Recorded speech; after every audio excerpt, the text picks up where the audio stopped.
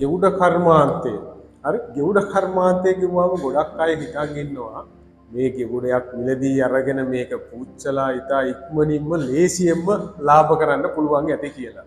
ඉතින් ගොඩක් අයගේ විශ්වාසය තියෙන්නේ මේ ගෙවුඩ ව්‍යාපාරය ඉතා හරි පහසු, ඉතාම පහසුවෙන් කරන්න පුළුවන්, ඉතා ලොකු ආදායමක් ලබන්න පුළුවන් සරල ව්‍යාපාරයක් කියන එකයි ගොඩක් අයගේ අදහස. හැබැයි ඒක එහෙම නෙවෙයි. ඒක එහෙම නෙවෙන්න හේතුව මේ වෙළඳ පොලේ තැන් තැන්වල හම්බෙන ගෙවුඩ ඔක්කොම ටික අරන් පිටුවට පාට එන්නේ නැහැ. ඒ වගේ පාට එන මැටීරියල් තියෙනවා, පාට එන්නේ නැති මැටීරියල් තියෙනවා. මේවා හඳුනා ගැනීම තමයි ගෙවුඩ කර්මාන්තයේ ඇතුලේ තියෙන ලොකුම අභියෝගය.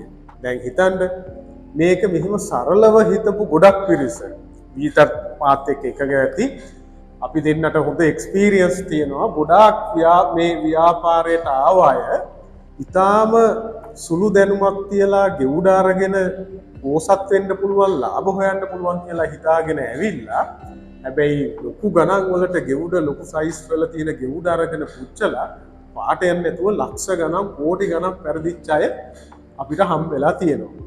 ඇත්තම කතා කරොත් වැඩි හරියක්ම කියන්නේ ওই මාකට් එකේ තියෙන නොර වගේ ගල් ගත්ත අය ඉතා බහුල පිරිසක් අද වෙද්දී අපිට හම්බෙලා තියෙනවා.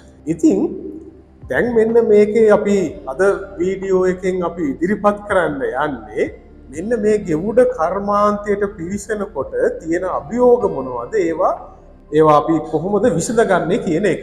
ඉතින් අපි ගත්තොත් අපි දැන් උදාහරණයක් කියලා හිතමුකෝ. අපි යනවා සිල්කි ගෙවුඩයක් ගන්න. හරි වෙළඳ පොලේ ඉතා බහුලව තියෙනවා. අපි යනවා සිල්කි ගෙවුඩයක් මිලදී ගන්න.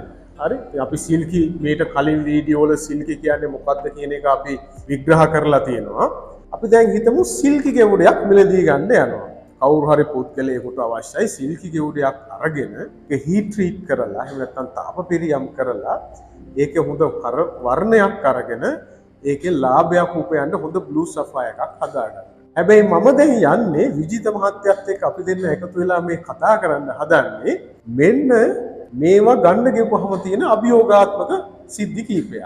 ඉතින් විජිත මට පොඩ්ඩක් කියන්න බලන්න අපි උදාහරණයක් විදිහට සිල්කි ගෙවුඩයක් ගන්න ගිහුවහම සිල්කි ගෙවුඩයකට අපි මොන වගේ කරුණු ගැනද සැලකිලිමත් වෙන්න ඕනේ කියලා හැම සිල්කියම පාට එන්නේ පාට එන්නේ නැති ඒ බේරෙන්න ඕනේ මැටීරියල් මොනවද කියන එක අපේ මේ වීඩියෝ නරඹන අපේ ප්‍රේක්ෂකයන්ට පොඩ්ඩක් අපි කිව්වොත් පළවෙනිම මට කියන්න තියෙන්නේ දැන් ගොඩාක් මැණික් ගන්නකොට සිල්කි ගන්නකොට ගොඩාක් අයගේ ඔළුවේ තියෙන්නේ කල උච්චපුවාම මේ කලේ හොඳ පාටක් එන්න ඕනේ කියලා. හැබැයි මම ගල් ගන්න කෙනෙක් විදියට මම ඉස්සෙල්ලාම බලන්නේ මේ සිල්කි ගලේ පාට ඕනි අංක එක ඒ වගේම ඒකට සමානව ගලේ ඇතුලේ කියන්නේ ගෙවුඩ ඉතුරු වෙන්නේ නැතුව පිච්චෙන්නේ. ඔව් පළවෙනි කරුණ විත හොඳ කරුණක් මතව කරා. පළවෙනි එක කීප ගෙවුඩ කොච්චර තිබුණත් වැඩක් නැහැ. හරියට ගෙවුඩ යන ගෙවුඩ කියන එක තෝරගන්න ඕන. රයිට් පළවෙනි. දැන් සිල්කි වල ගොඩාක් කට්ටිය සිල්කි ගත්තාම සිල්කි ඉතුරු වෙනවා. හැබැයි සිල්කි වල තියෙනවා දුම්ගල වගේ පිච්චෙන ඉතුරු වෙන්නේ නැතුව පිච්චෙන පළවෙනි පාඩේම මැටි. එතකොට මේ අපි මැටීරියල් එක තෝරගන්න කරන පළවෙනි එක තමයි අපි සිල්කි ඉස්සෙල්ලාම අතට ගත්තාම අපි ගොඩාක් වෙලාට වෙළඳ පොලේ භාෂාවෙන් කියනවා මේ ගලේ ඇඟ හරිද කියලා. මොකද ඇතුලේ තියෙන මැටීරියල් එක අපි හරි කියලා හැට ටෝච් එක බැලුවට ඒක 100%ක් තහවුරු කරන්න සර්ෆේස් එකේ සංකේත තියෙනවා. ඒ සංකේත බලන්න අපි ගොඩාක් බලන්න අපි ඇහැ බුදු වෙලා තියෙනවා. ඒකට අපි 100%ක් තහවුරු කරගන්නවා මේක මැටීරියල් එක ඇතුලේ තියෙන 100%ක් හරි වෙන්න තියෙන සංකේතය අපි දැක්කා. මේක තිබුණොත් මේක හරි. ඒකවල අපි බය නැහැ. මොකද දැන් ලක්ෂ ගණන් මිල ගහලා ගල් ගන්නේ අරගෙන පුච්චලා ලාභයක් ගන්න බය නැතිව තෝච්චයක් කරන් hina වෙලා ගිහිල්ලා කෙනෙක් ඒකට ඉස්පත් කරලා කරන්නේ දැනුමත් එක්ක. හැබැයි ඒ දැනුම නැතුව බොරුවට ගොඩක් මම මේක කියන එක හරිද මන්දා සිල්කි ඉගෙන ගන්න ගෙවුඩ ඉගෙන ගන්න මෙතෙන්ට එන්න අතෙන්ට එන්න කියලා කිසි කෙනෙකුට සිල්කි ගෙවුඩ ඉගෙන ගන්නන්න බෑ. මම දකින්න විදිහට දැන් අපිට පේන විදිහට සර් විමායි අවුරුදු මම දැන් 2014 ඉඳන් අපි දෙන්න ගල් අරගෙන ගල් පුච්චලා අපිට එනකොට විච්ච අත්දැකීමක් එක්ක සිල්කියක ගන්න හොඳ නැති ගොඩාක් වර්ග තියෙනවා. ඒකට උදාහරණයක් විදිහට කෝවම් වර්ග ගොඩක් තියෙනවා. එකක් තමයි සිල්කියක තියෙන සිල්කි කෝවම් විච්ච. ඊට පස්සේ තව පුළුන් කෝවම් කියලා එකක් තියෙනවා. තව සිංක් කෝවම් කියලා තියෙනවා. ඊට පස්සේ අපිට තව බලන්න තියෙනවා තොරවල් තියෙනවා. එතකොට ගලේ වර්ණය ඇතුලේ රතු ගතියක් තියෙනවා. තියෙන රතු ගතිය තියෙනවද? yellow body තියෙනවද? ඔව්. ඒකම ඉතින් ඒ වගේ දේවල් බලලා හරියට පිච්චෙන හරි මැටීරියල් එකක් තෝරගන්න තියෙන ඒ දැනුම ලබා ගන්න සාමාන්‍ය කෙනෙකුට අවුරුදු 5ක් ප්‍රැක්ටිස් කරන්න වෙනවා. ඔව්. මේ කරපු කතර අපි මේ ගත්ත එක උදාහරණයක්. සිල්කි ගෙවුඩයක් ගන්න කියපුවාම සිල්කි ගෙවුඩේ ඇතුලේ බලන්න තියෙන කරුණු අනිත් ගෙවුඩ වලටත් එහෙමයි. අපි මේ ගොඩක් බහුලවම තියෙන හින්දා අපි දෙන්න කතා කරේ මේ සිල්කි ගෙවුඩේ ගැන. එතකොට රයිට් විදිහට හොඳ කාරණයක් මතු කරේ. ගලක ඇඟ සමහර අය කියනවා ස්කින් එක කියලා කියනවා විතරනේ. මේ කියන්නේ ගෙවුඩේ මතු පිට ස්වභාවය. හරි අපි ගලක් ගත්තාම මතු පිට ස්වභාවය ගලේ තමයි අපි ස්කින් එක එහෙම නැත්නම් ඇඟ කියලා කියන්නේ. ඉතින් මේ ගල ඇතුලේ තියෙන අපද්‍රව්‍ය khනිජ නැත්නම් ගල ඇතුලේ තියෙන වෙනත් සංසිද්ධීන් අඳුනගන්න හොඳ පළපුරුදු ව්‍යාපාරිකයෝ පාවිච්චි කරනවා මේ ස්කින් එක එහෙම නැත්නම් මේ අවුටර් සර්ෆස් එකේ තියෙන යම්කිසි වෙනස්කම් යම්කිසි ලක්ෂණ පාවිච්චි කරනවා. ඉතින් අන්න ඒකත් දැන් විලිත කිව්වා වගේ ගලක මේ මැටීරියල් එක හොඳ මැටීරියල් එකක්ද තියෙන්නේ නැත්නම් මේ මැටීරියල් එක ගන්න හොඳ නැද්ද කියන එක ටෝච් එක ගහලා ඇතුලේ බලනවත් එක්කම අර තියෙන අවුටර් සර්ෆස් එක එහෙම නැත්නම් ස්කින් එක එහෙම නැත්නම් ව්‍යවහාරයේ අපේ ටෙම්පරේචර් එකේ අය කියන ඇඟ බලලත් බලන්න පුළුවන්. ඒක හොඳ කාරණයක් මතු කරේ. ඒ හින්දා අපි ගලක සර්ෆස් එක ගැනත් ලොකු අවධානයක් යොමු කරන එක ඉතා වැදගත්. එතකොට දැන් අපි හිතමු මේ ගෙවුඩ ව්‍යාපාරයට අවතීර්ණ වෙන කෙනෙකුට මේ ගෙවුඩයක් අරගන්න ගිහිල්ලා පුච්චන්න ඕනේ, පුච්චන්න කලින් ප්‍රීෆෝම් කරන්න ඕනේ, පුච්චන්න ඕනේ, කට් ඇන්ඩ් පොලිෂ් කරන්න ඕනේ, මාකට් කරන්න. මෙන්න මේ වැලියු චේන් එකේ යද්දී අපි ගත්තොත් ගෙවුඩේ පාට එනවද නැද්ද කියන එක, ගෙවුඩේ පරිදිනවද නැද්ද කියන එක තීරණය කරන ප්‍රධානම සාධකය තමයි හරියට ගෙවුඩේ අඳුන ගන්න. ඒ හින්දා ගෙවුඩ ව්‍යාපාරයට එන්න බෑ හරියට ගෙවුඩ අඳුන ගන්න බැරි නම්. ඒ හින්දා මේක සරල නෑ, හැබැයි අමාරුත් නෑ. මේ වගේ හැම එකටම විද්‍යාත්මකව මේ ඇතුලේ තියෙන ලොකු සංකීර්ණ කතාවක්. ඒක බොහොම සරලව අපිට ඒක ව්‍යාපාරයේ යෙදීන් ඒ එක්ස්පීරියන්ස් වලින් අපිට ගන්න පුළුවන්.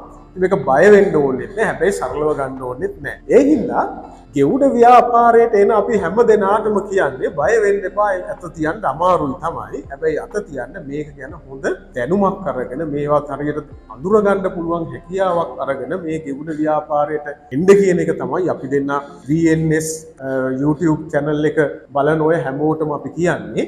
මේක මෙන්න මේ අවබෝධය අරගෙන පිවිසෙන්න. එතකොට පාඩුවීම අවමයි. දැන් මේ අපි එක ගෙවුඩයක් අරගෙන ලොකු ලිස්ට් එකක් කිව්වා. එතකොට මම දකින හොඳ ගෙවුඩ ව්‍යාපාරයක් කියන්නේ මම හිතන්නේ විජිතත් මාත් එක්ක එකක ඇති හොඳ ව්‍යාපාරිකයෙක් කියන්නේ එයාගේ ඔළුවේ වැඩ කරන්න ඕනේ හොඳ චෙක් ලිස්ට් එකක්.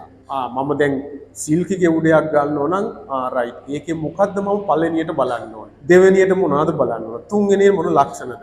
4 5 6 ඔය විදිහට ඔළුවේ හොඳ චෙක් ලිස්ට් එකක් තියෙන්න ඕන ගෙවුඩ ව්‍යාපාරිකයෙක්. හැම ගල් වර්ගයකටම ඒකේ පාටේ නැති මැටීරියල් සම්බන්ධව හොඳ ලිස්ට් එකක් චෙක් ලිස්ට් එකක් ඔළුවේ වැඩ කරනවා නම් ඔහුට හොඳ ගෙවුඩ තෝරා ගැනීමට ලේසි වෙනවා. ඉතින් ඒ හින්දා ඒක ප්‍රැක්ටිස් කරන්න වෙනවා. මුලදී ඒක ටිකක් අමාරුයි. හැබැයි ඒක ප්‍රැක්ටිස් කරගෙන එන්න මොකද වෙන්නේ? අපි අර කියන ගන්න ඕන නැති ගල් ලක්ෂණ ටික බැලනකොට අපිට අතේ ඉතුරු වෙනවා අන්න හොඳ ගෙවුඩේ. ඉතින් අන්න ඒ හින්දා ඒ ලිස්ට් මොනවාද ගන්න අවශ්‍ය නැති ඒවා සම්බන්ධව අපි ඉදිරියේදී කියන්න.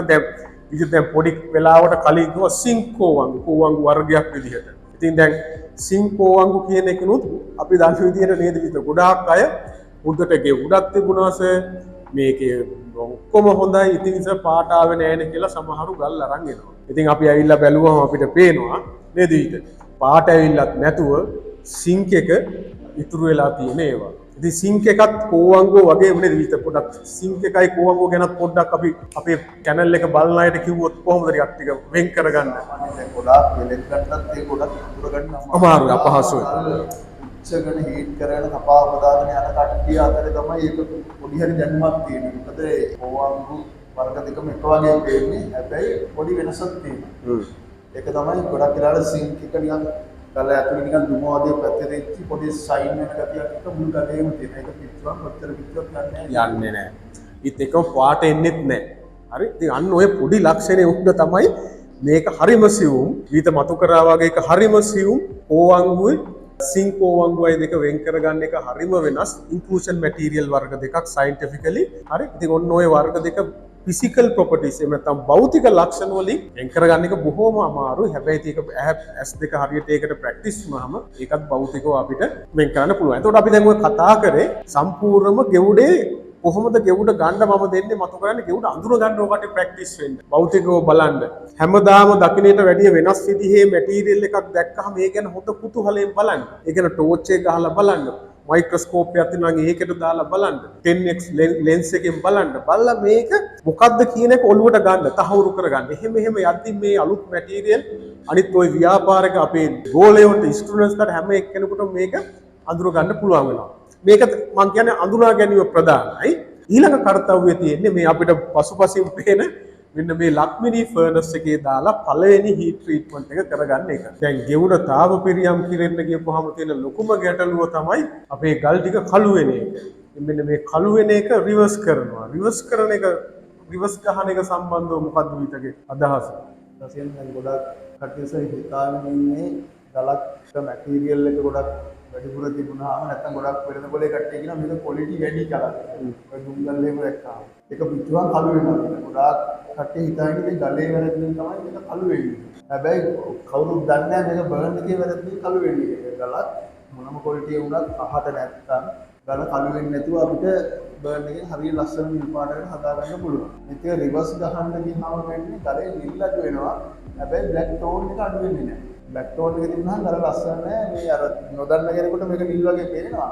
බයගේ අතට ගියාම මේක බ්ලැක් ටෝන් එක තියෙනවා කියලා හිතට දෙනවා. ඒතරම් නිල් නැහැ. විශේෂම කාරණයක් අපි රිවර්ස් ගැහුවට පාට අඩු වුණාට ගලේ පොඩි කළු ගතියක් නැත්නම් අපි කියනවා බ්ලැක් ටෝන් එකක් ඉතුරු වෙනවා. මේ හීට් ට්‍රීට්මන්ට් වල ඊළඟ තියෙන කාරණේ තමයි කට්ටිය හිතනවා පාට වැඩි කියලා. ඒ සමහර ගල් හීට් ට්‍රීට් කරපුවාම තියෙන ඒ වගේ තැන් වල තියෙන බ්ලැක් ටෝන් එක හින්දා වැඩි නේද? පියෝ බ්ලූ එකෙන් නෙවෙයි බ්ලැක් ටෝන් එකක් ඇවිල්ලා තියෙන. ඉතින් දැන් විජිත කියන්නේ අපි රිවර්ස් කරන්න ගියපුවාම ගල පාට නිල් පාට අඩු වුණාට අර කළු ගතිය ගලේ ඉතුරු වෙනවා. ඉතින් එතකොට අර අපි අර ACM මේක මාකට් කරලා ෆයින් ක්වොලිටි එකේ බ්ලූ සෆයර් හදාගෙන හොඳ ලාභයක් ගන්න කියප එක නැති වෙනවා කියන එක. ඉතින් ඒ හින්දා සමස්තයක් විදිහට අපි දෙන්න අද කතාවේදී අපිට කියන්න උවමනාව තිබුණේ මේ ගෙවුඩ තාප පිරියම් කිරීම ඊටාම එළියෙන් දකින්න අයට සරල හිතුවට සරල නෑ. මේක ගෙවුඩ අඳුනා ගැනීම කියන එක ඊටාම සංකීර්ණයි. ඒක අඳුනගත යුතුයි.